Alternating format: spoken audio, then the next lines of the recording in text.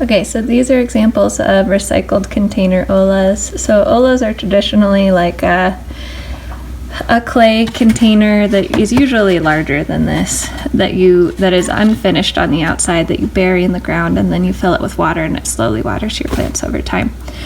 They are very expensive unless you're going to make them yourself, which I'm going to experiment with, but for now this is what we've got. Obviously these aren't going to stay in the ground forever because they'll well, not exactly biodegrade, but the plastic will break down and I don't want the plastic in with the plants. So I went to the lowest point on the container and poked a hole so that I wouldn't end up with water just sitting in there, and then I poked holes about 3/4 of the way up at the side of each of these, and I'll bury them to roughly there. I could give you another one. Yeah, I'll take that one. And here's the milk jug version. So I don't think I poked the holes in this one yet, but yeah, so I'll poke a hole again at the lowest point and then 3/4 of the way up, and then I'll bury it to about there. And then there's a juice bottle container. Did the same thing. You can see the holes. And a coffee can as well. There's the holes on that.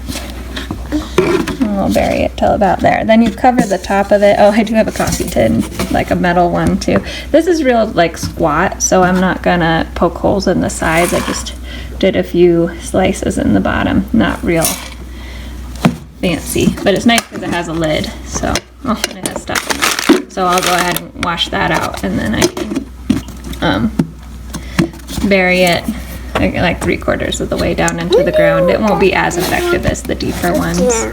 And I'll probably plant it, or put it a little closer to the plant. Alrighty, so this is my extreme weather tree planting strategy. So we've got cinder blocks as our windbreak. We'll take those away after a couple of years once the tree is fairly well established. Or we'll leave them, you know, if we don't need them for anything else.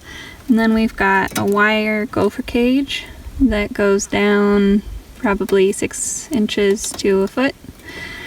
I have cut this. This is a chokecherry, so it's more of a shrub tree. So I've cut it really short so that it doesn't transpire or lose a whole lot of humidity over the winter. And then I mulched the top of it with manure really well, and there's 50% manure mixed in with the soil. And then we've got flagstone around the outside as like a stone mulch, and then this is my coffee can version of an Olla, so that just stays covered with a tile.